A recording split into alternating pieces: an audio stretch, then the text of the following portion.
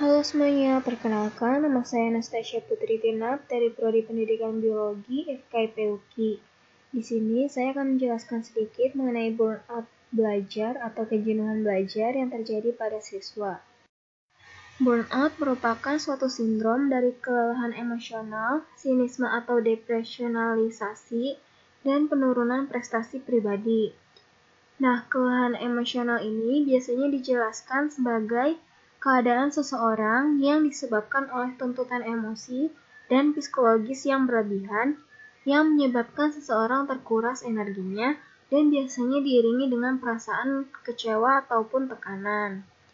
Kemudian, sinisme atau depresionalisasi ini tuh merujuk pada sikap yang sinis atau menganggap remeh terhadap sesuatu.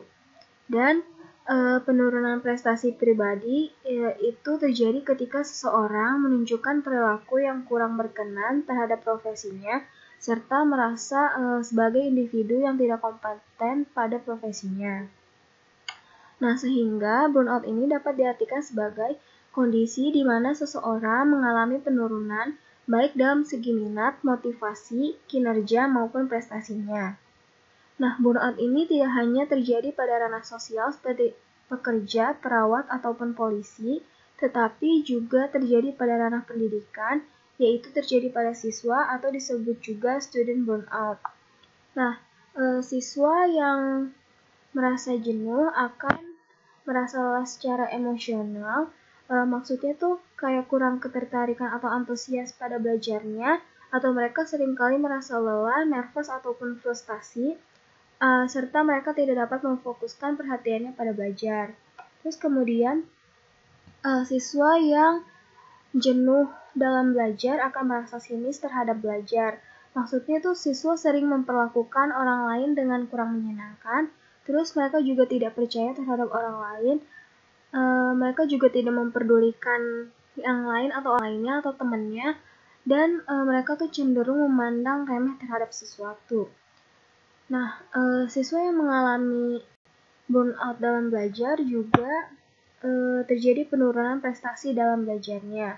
Jadi tuh siswa merasa pesimis dengan dirinya dan mereka menganggap bahwa mereka tidak kompeten atau tidak mampu untuk menjadi siswa yang berprestasi. Adapun penyebab burnout dalam belajar atau kejenuhan dalam belajar, yang pertama adalah aktivitas yang terlalu padat. Jadi tuh kita dari bangun pagi sampai siang itu kita sekolah, terus kemudian sorenya kita bimbel atau les, terus malamnya kita dipakai untuk ngerjain latihan soal atau ngerjain PR. Ditambah akhir pekan tuh kita pakai untuk les lagi.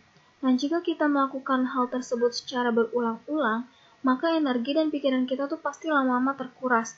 Karena nggak ada waktu untuk kita tuh untuk bersantai atau refreshing sejenak, sehingga hal tersebut dapat menyebabkan kejenuhan dalam belajar. Nah, yang kedua adalah tugas yang terlalu banyak. Tugas yang terlalu banyak ditambah waktu pengumpulan tugas tersebut sebentar, itu juga bisa menyebabkan kejenuhan dalam belajar. Kemudian yang ketiga adalah metode belajar yang tidak bervariasi atau monoton. Nah, yang keempat adalah persaingan dan tingkat kepercayaan diri. Jadi tuh kadang kita suka insecure alias nggak pede dengan kemampuan diri sendiri. Misalnya nih, kita takut gagal masuk PTN karena banyak saingan. Nah, karena takut gagal ini, pasti kita terlalu memforsir diri kita untuk terus-menerus belajar di kapanpun dan dimanapun, sehingga hal tersebut dapat menyebabkan kejenuhan dalam belajar. Nah, cara mengatasi burnout dalam belajar, yang pertama adalah beristirahat dengan cukup. Jadi, ketika kita mendapatkan istirahat yang cukup, maka kita akan mendapatkan kualitas tidur yang baik, sehingga belajar pun menjadi lebih mudah karena informasi akan masuk ke dalam otak secara lebih cepat. Nah, namun ketika kita kurang tidur, maka tubuh kita akan mudah lelah, daya konsentrasi akan menurun, dan kita akan sering mengantuk, sehingga proses belajar akan jauh lebih sulit dan membuat stres. Nah, yang kedua adalah menyicil belajar dan mengerjakan tugas. Jadi kita harus menghindari kebiasaan menunda belajar dan kita harus secepat mungkin untuk menyelesaikan tugas. Karena kalau misalnya kita menyelesaikan tugas dengan sistem kebut semalam, maka akan menyebabkan kelelahan fisik dan pikiran yang berlebihan. Terus yang ketiga adalah menentukan prioritas. Jadi, kita tuh harus membuat prioritas kegiatan harian dari yang penting ke kurang penting. Sehingga kita tuh jadi lebih tahu mana yang lebih perlu dikerjakan terlebih dahulu dan mana yang harus dikerjakan nanti. Sehingga energi kita tuh tidak akan terkuras terlalu banyak. Nah, yang keempat adalah melakukan hal yang disukai atau hobi.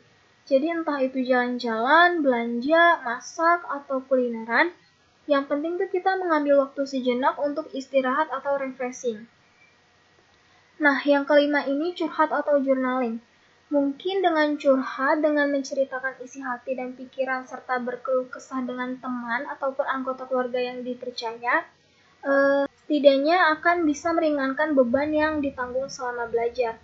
Jadi itu dengan curhat mungkin diri kita akan menjadi lebih lega karena kita sudah mengeluarkan unek-unek yang sebelumnya terpendam.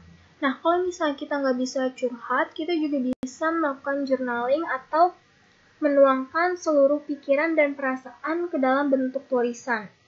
Mungkin dengan menuangkan seluruh pikiran ke dalam bentuk tulisan, bisa membantu melepaskan stres dan menurunkan tekanan selama belajar. Nah, sekian penjelasan singkat mengenai burnout dalam belajar dan saran untuk mengatasi burnout. Nah, kurang lebihnya mohon maaf. Semoga bermanfaat. Terima kasih.